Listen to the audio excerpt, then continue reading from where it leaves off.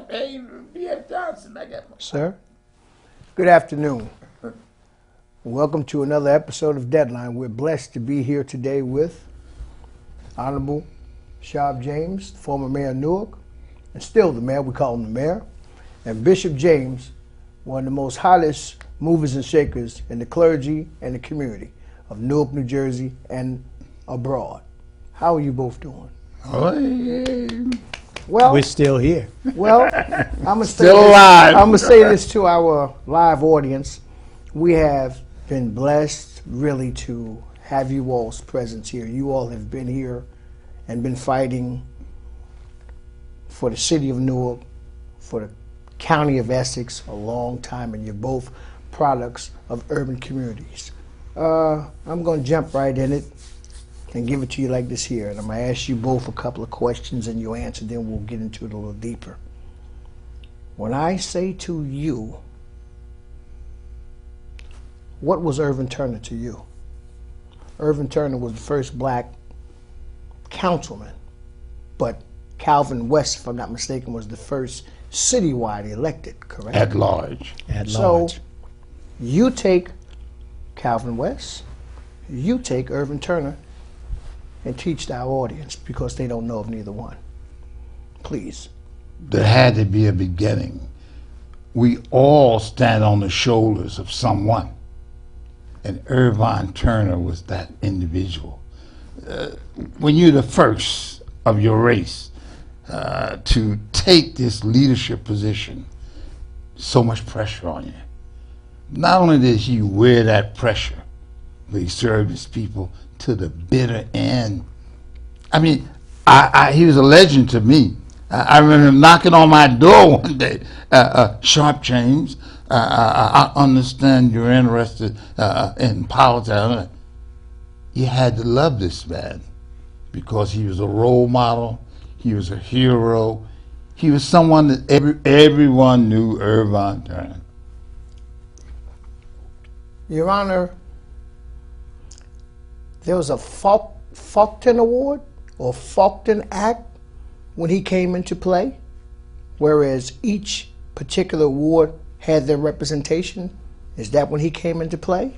Well, he came in being the leader in the Central Ward. At that time, Newark is governed under what they call the Faulkner Law.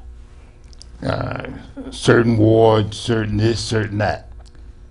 And he came in at a time when that particular ward in the city, Central Ward, the heart of our city, where many of us who escaped from Florida, from Georgia, Virginia, coming to the promised land, yes, came into that ward. And so he was elected. And he wore Newark on his sleeve. That's the funny thing we can say about some leaders. They wear Newark on their sleeves. In their heart? That's a better say. In the heart, you knew when you approach him, you would have someone who was sympathetic, listen to you, want to help, and more importantly, give you the shirt off his back. That's good. I would like to know about Calvin West. Bishop? Calvin West was somebody special. Little man, short in stature, but long on character. Excellent dresser, Yes, everybody talk about Sharpe. Yes, sir. Hey, them ballad shoes, sir. I could never afford them, but them ballad shoes. Yes, sir.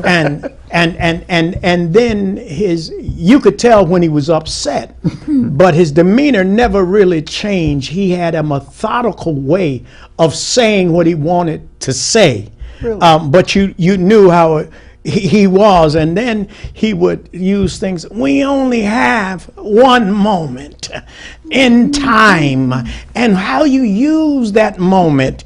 And then when we were young bucks coming up, we would sit under Calvin, and he would talk about the role of clergy and government, and tell you, if you say, well, that's not really what I do. Your responsibility is to the people, and always the bow tie, always dressed to impress, but always encouraging, and then correcting See, a lot of people want to be encouraged, but you need to be corrected. Don't no one know it all. And he would say, no, wait a minute. And you would sit there and listen. What we don't have now is folks that sit under the Calvin Wesses of the world, learn history, learn politics in its true form. Because the late Dr. C.L. Franklin, we were at a convention and he was teaching ministers, and a question was asked. Sir, can you explain to the audience who C.L. Franklin is? The late C.L. Franklin was the father of Aretha Franklin, major church in Detroit. People have brought Martin to Detroit as Sharpe had done with Martin here. But the reality was that CL, when they asked the question, and this is what we miss now about ministers and politics, he said politics is the science of good government. There's nothing wrong with politics. The job of the black preacher is to make sure no mad scientists get loose or stay in the laboratory. And so if you understand, Calvin West was one that could grade you, even though Sharpe was a teacher. Calvin could grade you on politics. You work your side of the street, and I'll work my side of the street. And people call Calvin double agent, triple agent. Republicans come in the front door, and Democrats go out the back. And Calvin understood politics. Okay. The science of good government for the people. I'm going to give you this one. Has the dream, or is the dream still obtainable, or is it a nightmare now? We're not just talking about black, we're talking about period. Would you answer that, and would you answer that? Well, you always dream. Not to dream is not to live. I should say Martin Luther King's dream. That's what I should say. How long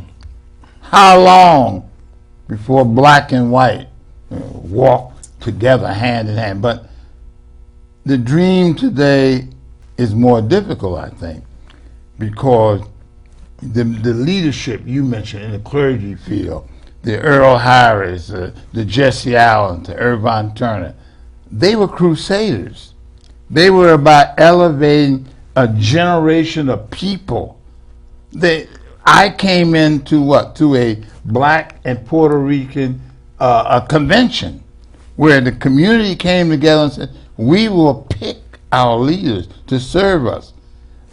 We'll go in a convention. We'll have an Ozzie Davis. We'll have speakers and what have, and we will choose.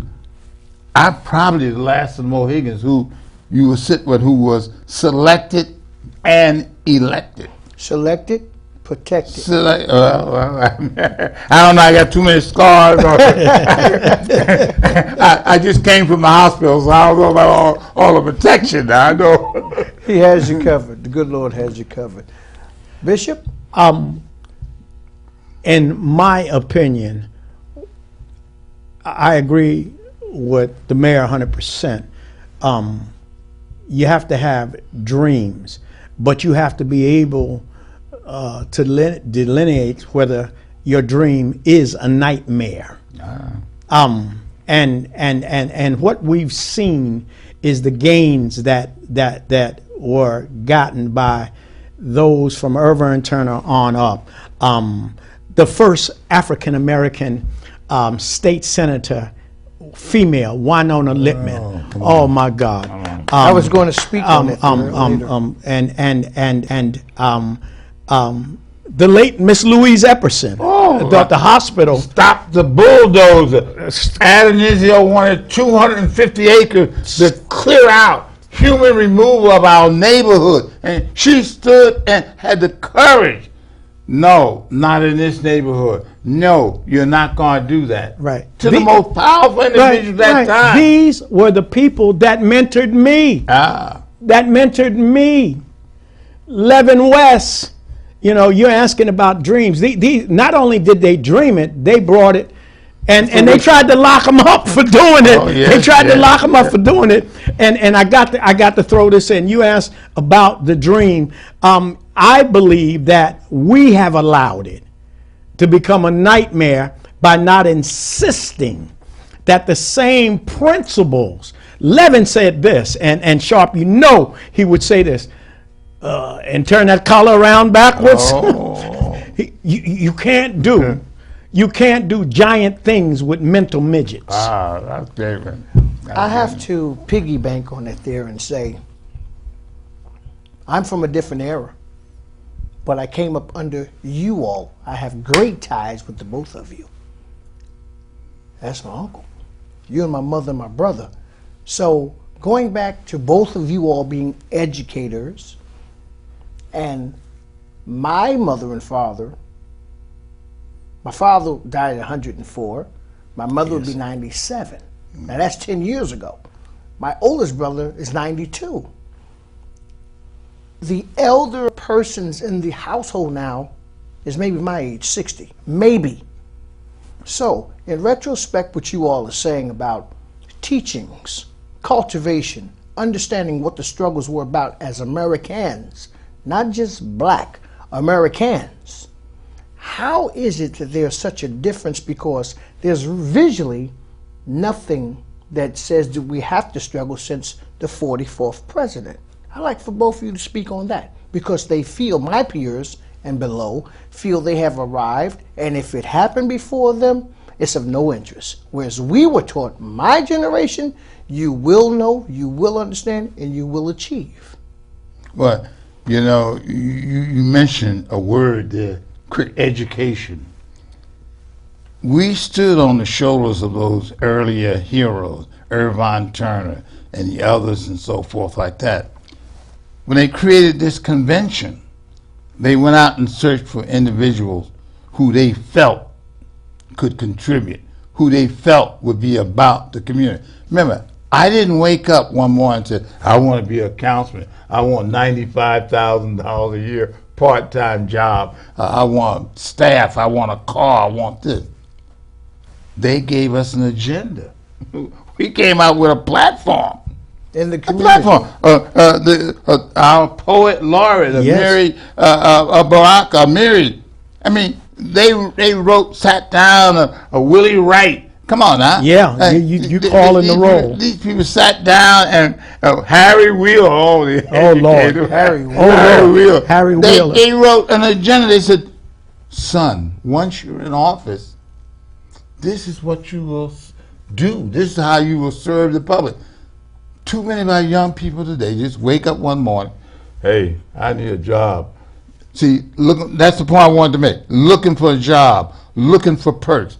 When Ruth McLean knocked on my door, 59 Wilbur Avenue, and said, Mr. James, Coach James, Big Mouth James, I had Afro James. Is this the track coach in town? With my Tom McCann, black white shoes. Come on. We want you to come into the convention. And Earl Harris said, you're bringing Bozo the Clown out here, please don't go there. But my point was, I was already an educator. I was the first black athletic director at Essex County College in the state of New Jersey. Yeah. Yes. I wasn't looking for a job. They, come on in. They said, come to the what convention? We want you to be a councilman. What's a councilman? I didn't even know what councilman. We're going to put you in City Hall. I said, where is City Hall? I know I pay bills. My point is, you came with an agenda, and we stood on the shoulders of those who came before us.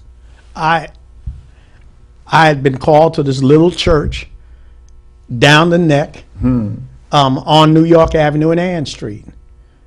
40 members. I'm now assigned from PSE&G to run outreach to the community, a black community, predominantly black and Latino community. Some of the arguments that I had with the assignment was, number one, know the community. So I would go down to some of our number joints. I won't tell you where they are, and talk. When they found out I wasn't the police, The young blood, as Sharpe said, big afro and whatnot, happened to be a minister. They said, well, you have to join these organizations. Do you know Dr. Edward Vernon? No. You gonna know him. And it got so that Dr. Vernon would call Cody's brother, who was president. Brother Cody, I need Brother Jeffro to be with me today. I didn't even have an office then. I was in a cubicle. I would say, what am I doing? They said, whatever he wants, because these were the people after the riots that kept the city and put organizations together. I didn't pick them. They picked me, and I was wise enough. People say, well, you're a flunky. No, if you carry the briefcase, you're in the room. If you carry the briefcase, you're passing the papers. Well, I'm a piggy bank on that. But let me give you the rest of it. Then you learn the hustlers in the street, but they respected you because you got their lights turned back on.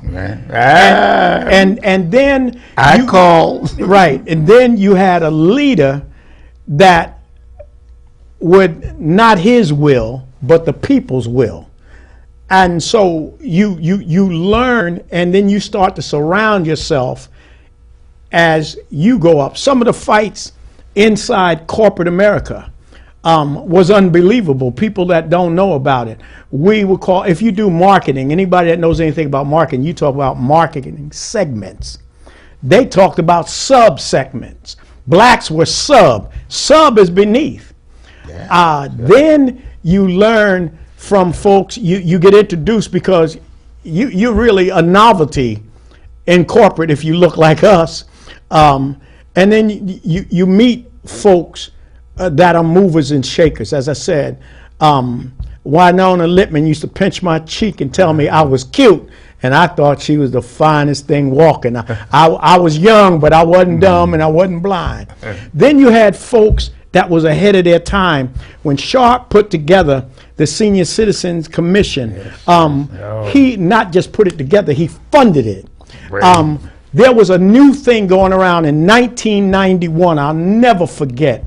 We had to go out to American University out in Chicago, called gerontology. Sharpe James, and nobody may give him credit, Sharpe James sent his commissioners out, and we brought back gerontology to the city of Newark. Folks that talk, but don't know what they know, you still playing checkers, and we playing chess. They played on the same board, but the moves are very different.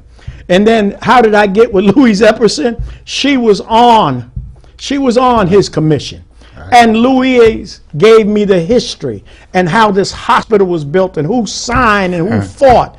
We don't do that anymore. We don't have any use for our elders.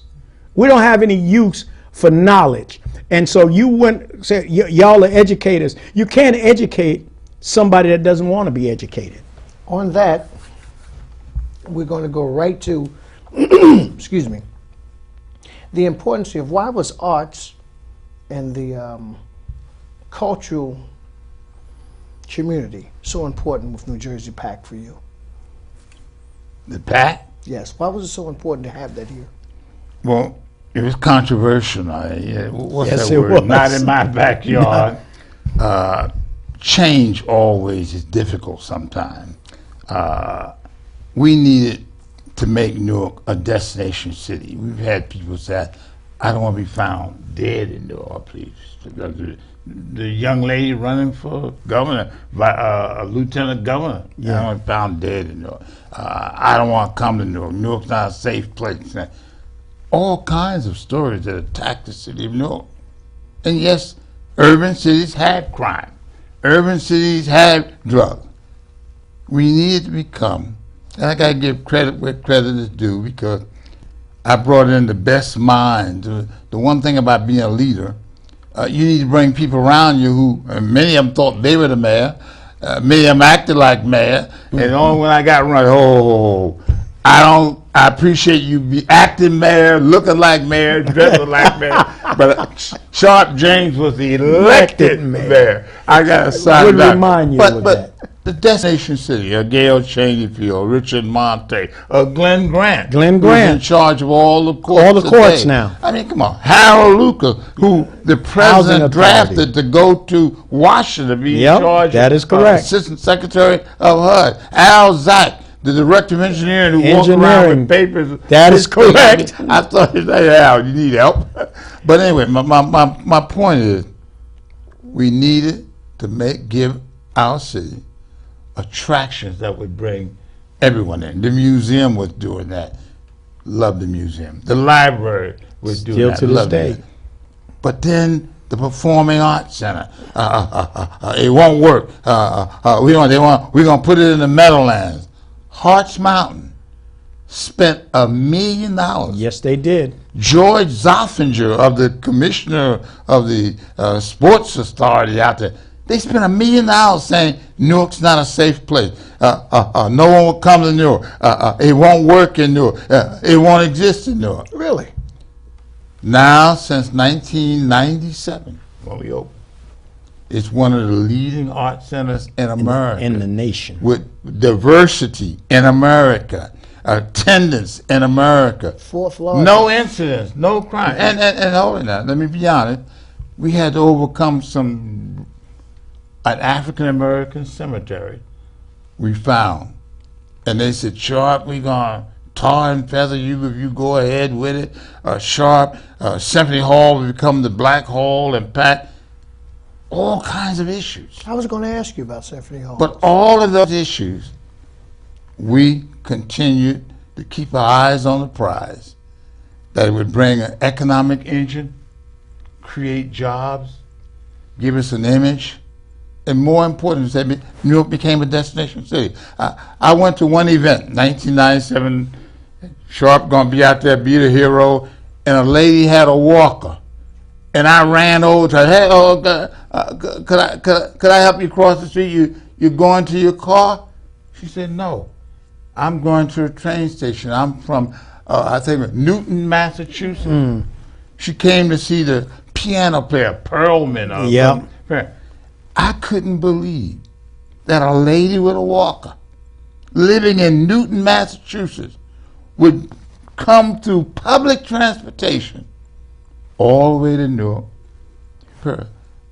That's the drawing crowd. So it worked. And I've been too long, and I apologize. No. But the Performing Arts Center, it's not about Newark. It's not about black folks, white folks. It's about the arts. Right. And let me add this. PSE&G, you don't build anything unless you know how you heat it, you light it, and you cool it. People, you don't have to be an engineer. And pay the bill. And pay the bill. And pay the bill. And pay the bill. I'm looking at my $1,500 bill now. Go ahead. And so I got the assignment to look at the community piece of it. They had to buy the PSE&G helicopter port. We were looking at the fire station going along the river. We were looking at building kiosks until, of course, you couldn't do that with the FBI. But nobody's talking about, they had a female black architect. Oh, yes. They had a female black architect. And she was a pilot. And she was a pilot. She was a pilot. She was a pilot. 110 pounds soaking wet. I know Jethro James met with her, not my engineering, because when we talked about the community, and part of it was that we were looking, because we talked about baby strollers. See, folks that don't know what went into the planning and the thought processes and what had to go in for the community, because I was there for the community. We talked about how do we get baby strollers across the street. We talked about if they had built the kiosks, that we were working with the state and the Department of Transportation to build a sky bridge across 21 so the community would not be hurt. And we talked about, I can't think of his name, I can see him, who was the first head of NJPAC, but we talked about at every show, at least Larry Goldman, at least 50 to 100 tickets would go to a community organization. All of this stuff was done, and people have no idea but what it took. The community was fighting.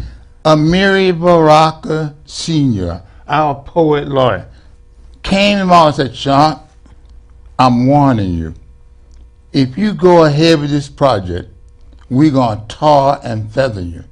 Because he said this is going to be for white folks, Symphony Hall going to be for black folks, and we're going to tar and feather. And I knew I didn't look good in tar and feather. I wasn't going to do that. No. But I respected him because he was our renowned artist. The Dutchman play and bringing fame to us. And I said, yeah, I make that commitment to you. And guess what? Once we built this, opened in 1997, the first African American on that stage was none other than Amiri Baraka Jr. And he was great. The first person who performed tar and feather. When we opened in those 1990s, the first African American, and then Larry Goldman hired him That's to correct. do a study That is correct. of all African American artists, so they could be ahead of the trend. They would do the right thing. He used Amiri Baraka Sr. to make sure that we knew the history of how to involve to make sure that this performing arts center in America would keep its promise. Right. And they put together under Larry, because I was one of the first people to be part of it as well, because I was, real crazy. Corporate, clergy, cop, all of that. That's a weird combination. And still hold license in social work. But one of the things that we created that still exists today, they have a faith-based group. Now, part of the problem, and since I'm faith-based, since I'm a bishop, since I'm in charge of other churches, I'm going to say this. A lot of the clergy have been bought and sold. Since we talking is Black History Month, they've been selling and buying black people in this country since 1619. Just going full circle, that wasn't Martin's dream. Somebody has to stand up and say what was right. Sharpe had not only a vision, but he also understood processes. Because if you have a vision and don't understand processes to bring it to fruition, then what you have created is a nightmare. The late Ken Gibson, because I used to sit at his table. I'm the baby of the old guard shop. I'm the baby. Ken Gibson used to say, and I'll just take me. I helped Jeffro James, so they call me now Dr. Frankenstein. We can make monsters for our community that we may not intend to. Sharpe, Sharpe, I use this for me, but I'm going to share it with you. Somebody say, you look like an old bear. I say, yeah, but call me Yogi. I'm smarter than the average bear. Sharpe was smarter than the average bear. But just recently, Performing Arts Center honored Kawanza, Black History, and they honored Marilyn Bolden. And Dr. Johnson from the hospital. And one of the sponsors was Public PSC&G. And Phil Thigpen came to speak at that occasion. Still involved in the community. Has one of the highest diversity type programs and involvement.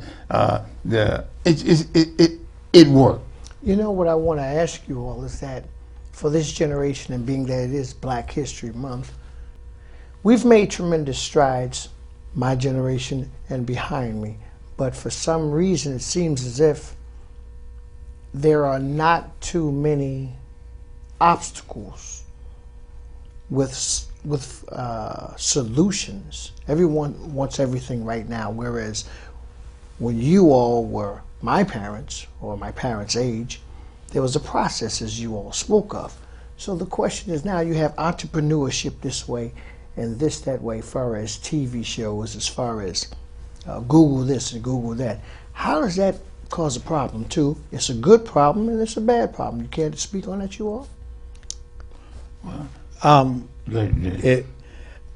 What folks don't understand, and I use this analogy just the other day. You can either go to the store and buy a tomato, or you can grow a tomato. But you have to understand the nature of planting. Number one, you set tomatoes out as a seedling. It's small. It takes time to grow this tomato. Number two, you've got to know what season to plant. You don't plant tomatoes in the middle of December. There are things that we've gotten to, and it's good and it's bad. Nobody wants to read anymore, and you know it's sad, it's racist, but it's true. You want to hide something from black folks? Put it in a book. They'll Google it. There are some things you can't learn from a computer. Wisdom cannot come from a computer. And so it has helped us, but it's also hurt us. There are minor things that are major. Martin talks about that we major in the minor and minor in the major. Small things. My mama had a 10th grade education. My daddy had a 6th grade education. But he bought 2 houses in his lifetime, Sharpe. Raised 9 kids. Sent 6 of us to college. Mama would say things like, boy, manners will take you further than money. Let me piggyback on Reverend Jeff O. James' statement. Everyone wants to go to heaven, but no one wants to die. And everyone wants to be a leader, but no one wants to pay the price of being a leader. If you're a true leader, fighting for your people, struggling for jobs, struggling for housing, you become a target. I became a target. I'm a target. I went to prison because I fought for our people. I'm in prison, and one of our distinguished educators, Bob Curvin, who wrote a book, his book's in the library, came to visit me in prison. And he said, Sharpe, if you had to do it all over again, you would not have helped that woman. I said, oh, wait, excuse me. You're saying if I had to do it all over again, I would not help an African-American woman make allegedly $400,000 when I helped 2 non-African American women, M&M Development, Maria and Gangas, and I apologize, I always say the name wrong, still down in the East Ward, still making money. And when I helped them build 9 houses up on Mount Pleasant Street in Newark, at the press conference, hugging and kissing one another, I said, this is our first waterfront properties in Newark because the balconies overlook Rotunda Pool. Now, I went to jail, falsely accused. That's every day you pick up the paper, someone been in prison 5 years, 10 years, 15 years, wrongfully convicted. I didn't play the race card. I didn't cry. I went. Mary Jane, you want to sit? No, I'm going to prison because everyone want to see when you come out, so let me go in quick so I can get out. But the point is that you don't go to jail sometimes because you commit a crime. I mean, you commit a crime. Politicians, overzealous prosecutors, you're serving your people, you're a target. And they said, you're a target, Sharpe. Ken Gibson taught me too much. Earl Harris taught me too much. Donald Tucker taught me too much. They taught me the system, how to help our people. But I have to throw this at you, and that's this here. You were, and you two, in different arenas, but on the same team, always, including Patterson, always held the signs high, walked upright, and didn't run. So when you do become the Pied Piper for people, it has nothing to do with ethnicity or ideology. It has to do with the souls and the minds of people. Why are we in this country considered to be victims and enemies because of the fact we speak of for the people, by the people, and by the people? If I may answer this, I just left my HAYSAC meeting. I was the first corporate chair of the Human Service Advisory Council, Essex County. As much as I beat up and fight Joe D, I'm still a chair. Why? Because boss, go ahead, boss. It benefits the people, and it makes him look good. It makes him look good. But as long as it benefits the people, Jeffro, you all over, you up and down the state, they don't give me 1 penny to pay a toll. That's why I got me an easy pass. You understand? And when you go to help people, your own people will turn on you quickly. You see, one of the things that I found out that folks they have a myopic view of things. That means they only can see that little bit that's in front of them. They don't have a wide spectrum of what it means. If Sharpe hadn't built and fought to build some of the things, the Renaissance, I'll give you one, the late Judge Williams. Yes. PSE&G, and I'll say it, and they can find me. They know where I am. PSE&G had folks. They're up on Irving Turner Boulevard back in the day, and I get a call. They've got digging equipment in the heart of the hood, flying the Union Jack, the Confederate flag. I get a phone call from a dude in the street that says to me, at that time, I wasn't Bishop, Reverend, I know you public service, but we're going to light this so-and-so up. I go up there. Now I'm meeting with the presidents. They upset. The only thing supposed to be on the equipment is child watch, call before you dig, but they flying. But this was the culture that was accepted. Now because somebody doesn't get trenched that day, they mad. But you don't know. We just saved you from having a catastrophe in the company. There were things that went on. Good folks. Sharpe surrounded himself by good folks who did good things that went to jail also. I've just been blessed. They be trying though, Sharpe. They be trying. I told them I'm too old. But I look at what happened to Jackie Madison. I look at what happened to Jackie. I look at, and you could call the roll. I look, I knew the late Earl Harris. If it wasn't for his son, Gary Harris, who they put in jail because a certain group that didn't look like us was trying to take the lots from us. I mean, these are things that as a people, we don't talk about. And so doing right, but then they put Jesus in jail. Well, remember the most important statement I can make. The question from that distinguished writer, author, community activist who was in the books about the riots of 1967, Bob Kirby.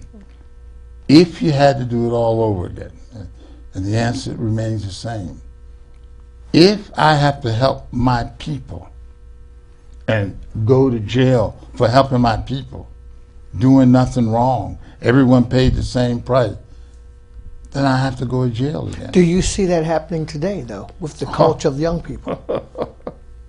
So true. So true. That's the question, because, see, I've always been taught that there is a price that you have to pay. For leadership. For courage. real leadership. For consciousness. For real. Now, if they can buy you with a dinner, come on. If they can buy you by naming your name in a park, we got people with names in parks and on streets and everything who shouldn't be there, but we don't get into that. Or give you an appointment. Come on. Give you an appointment that pays. Well, wait now. Let's put this out there for TV land. What's the rule? 3 pieces of silver. 30 pieces too of many silver. of our leaders away. Come on. 30 pieces of silver, sir. Come on now. How many? Let me say this to you. Let me say this to you. Theologically sound. Jesus has 12 fellas. One we know is a thief, and they're gonna sell him out for 30 pieces of silver. Peter, his main boy, is so impulsive that when they said, "Weren't you with him?" and Peter, because he didn't already said earlier, "I'm gonna die with you." When they said, "Weren't you with him?" Peter cussed everybody out. No, Peter denies him. Thomas, who says, I'm with you, I'm part of the 12, I believe. Thomas is the doubter. Think about this. You got 12 dudes. I'm giving you 12 dudes you got with you. By the way, Peter's little brother, Andrew, he going to follow his brother. So now you didn't knock down. Nobody stays at the cross but his cousin, John. And that's the only reason he's staying there, because he's scared for his aunt, who is Jesus, her mother. One day, they got 1,000 people in front of the federal building, led by the great Reuben Johnson, Yes. our great entrepreneur, 15 nightclubs in the city of New York, and the late Bill Mann, the attorney, Oh, boy. Sharpe James for governor, hats and Yep. he will do for the state what he did for Newark. He will make it better. He will do what the New Jersey Conference of Mayors said when they made me mayor of the year. He turned Newark from urban blight to urban bright. And the next day I was a con breaker, a thug. The people I had given jobs to run away when they see me coming. I lost about $5 million in salary. I'm in a federal prison. I'm a mug. I'm a thug. Whatever. All kinds of names they call it. The very people I helped, here comes Sharpe. Run. But isn't that what But always here's what I happens? did, though. I'm one. What do you do? No, I didn't play the race card. I wrote a book to at least explain the situation. Can you speak of that book? Hoping that, well, political prison, that's what I was. So at least young people coming up would understand, as we said earlier, Reverend, there's a price you pay for real leadership. Not eating leadership, not getting your name over there, but real leadership, the price. And now I'm having a second book come out, A Sharpe View, where at least this one I explain about leadership and the price you pay. This I talk about Sharpe James' record in office. I mean, you know, I people taking credit every day for things I did, and I don't get mad at them. They want the credit, they want the glory, they want all that. But there is a record. All of us have a record. All of us stand. I stand. I'm proud to say, I stand on the shoulders of Ken Gibson. I love that man. Yep. I love Ken Gibson. And yet I ran against him because I felt that we wore him out. He was ready to quit, but don't quit, I might lose my job. Don't quit, I might give up a car. The first person, after I defeated Ken Gibson in 1986, phone rang, Sharpe, get in my office. I'm gonna make you a good mayor. Can you believe that? The man, but that's the way it's supposed to be. Called me and said, be in my office at 9 o'clock. I just became mayor. I want you my, and then to really show the greatness, the love, the courage of this man. I'm taking you to Puerto Rico. They're having a U.S. Conference of Mayors meeting. Ken Gibson. Pack your bag, Sharpe. Yes, man. Yes, kid. I'll pack my bag. But you know something I want to give you too, that a lot of people don't know, the kindness of both of you all's heart. The kindness of as Coach Verducci would say, shaping minds or cultivating minds and protecting hearts, is that you spoke of what Ken Gibson did and meant to you. Oh. And I want to bring to your attention, everyone else in TV land, the importance of what you did at the Senate when you did that for Cory Booker.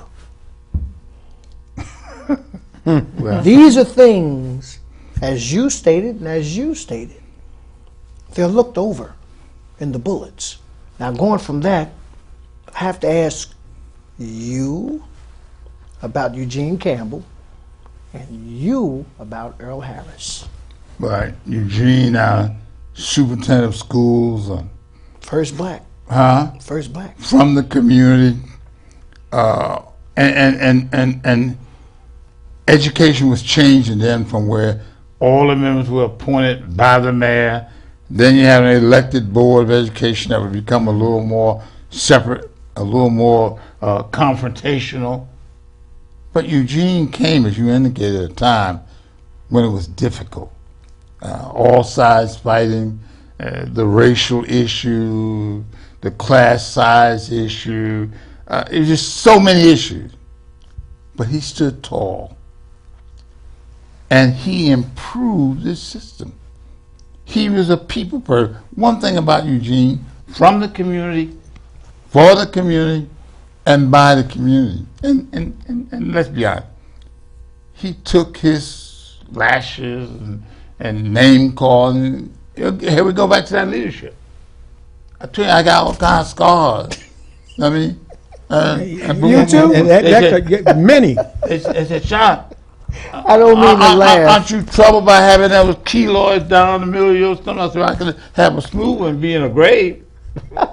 I'll take the keel off. Right. And see, you asked about Earl. Earl introduced you, and he was bringing Gary along then, because me and Gary became like that. And Gary went to jail. Yes, he did. Gary went to jail. I remember what the community did, and Sharpe led when he got out, and they pulled him back in jail because they wanted him for another star. See, we don't have these conversations. The fundraisers.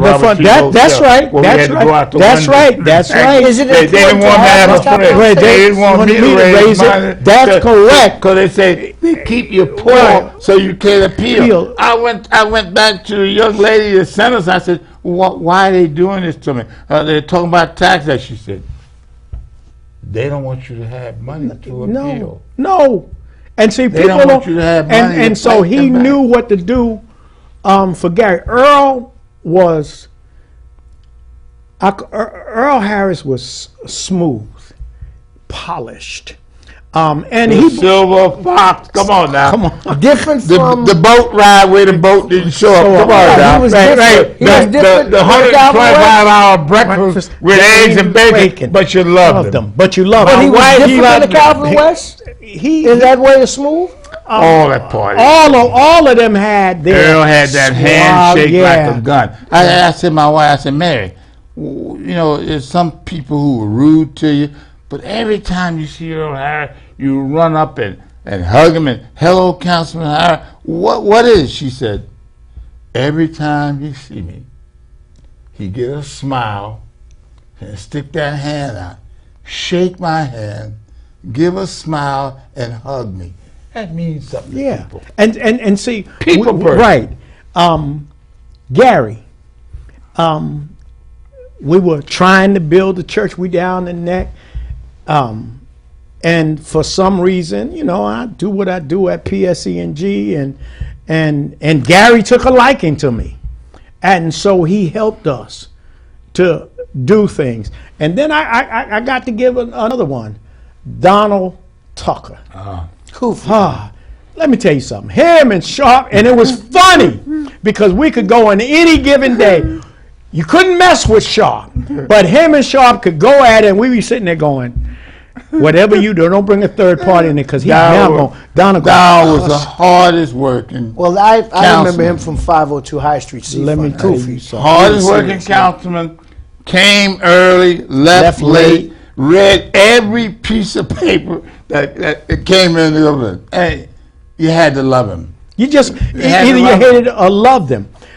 Public service messed up. This was under the laid out copy. They had messed up.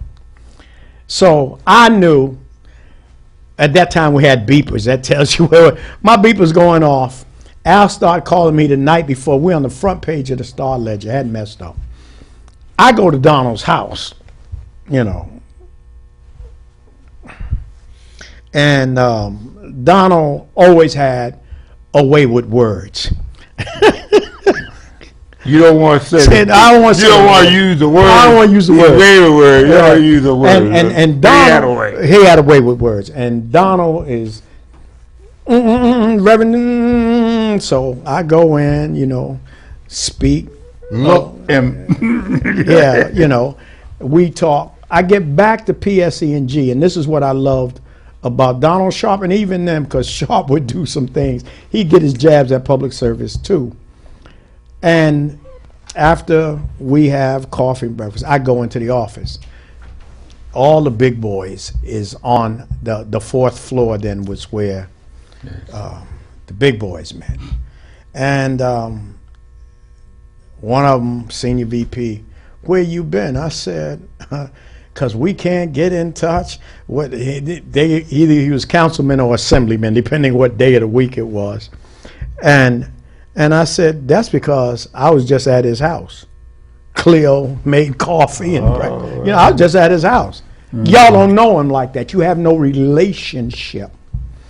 And anyhow, make a long story short, well, we got to have a second meeting. I said, yeah, I already talked to Donald about that. And a few other things. But then they said, well, brief a senior vice president. This is the thought. Brief a senior vice president because you're not high enough on the totem pole to talk to him. I said, I just had coffee and breakfast with him. So y'all couldn't get a phone call to the totem pole.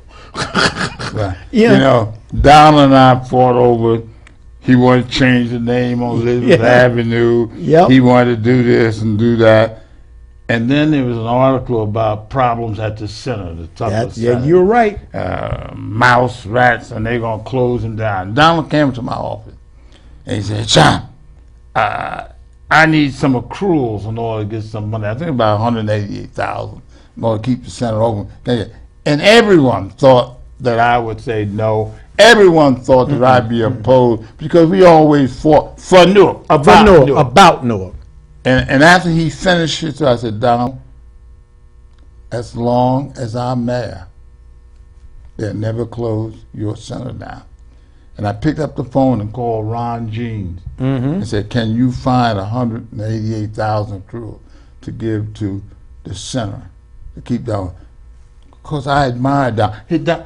What was it? Marlon Brando and then what's the other one? They always competed against each other. Black issues. Donald, has never people been the like same. that make you better. Yeah. You don't get, when you want to learn basketball, you don't play against someone worse than you.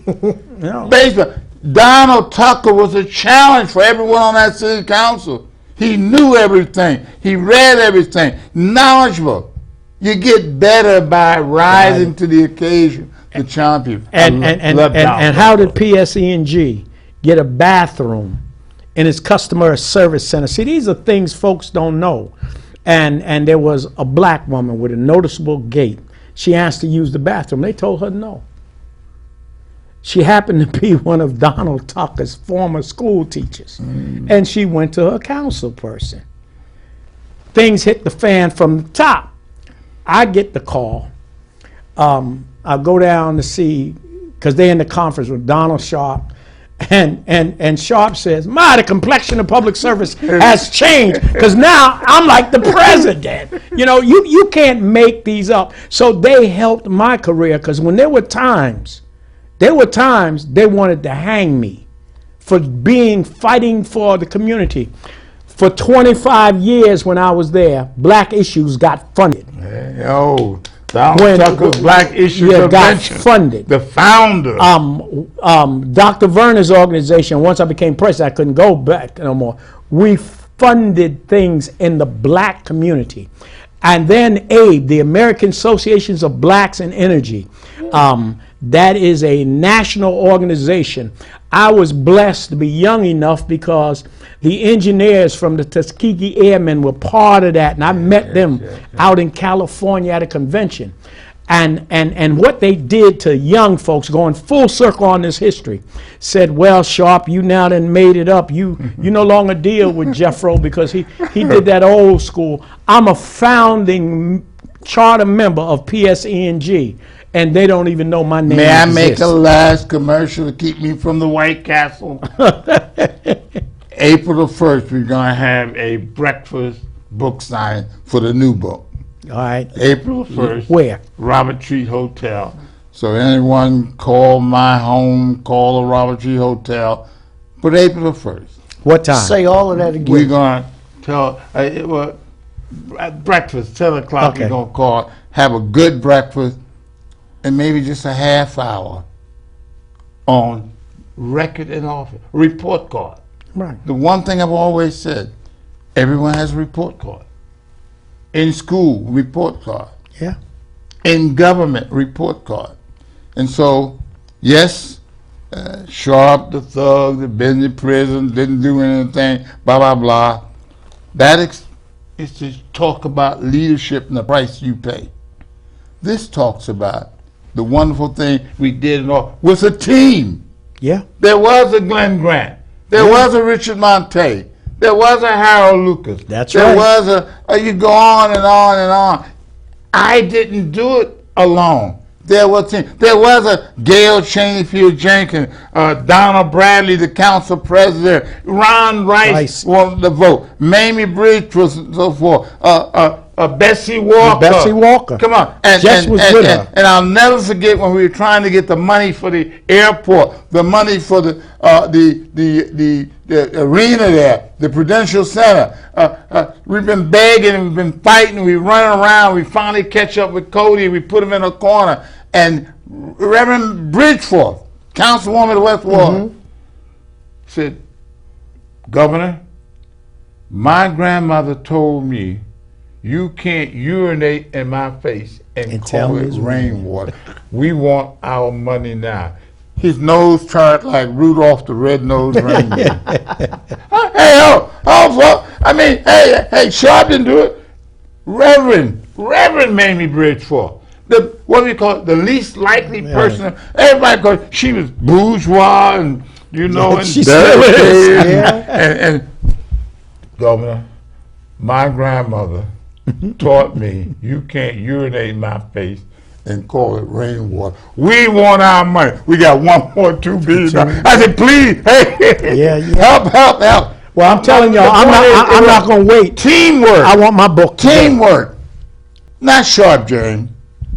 I stand on the shoulders of a Ken Gibson, of an Errol Harris, of a Donald Tucker.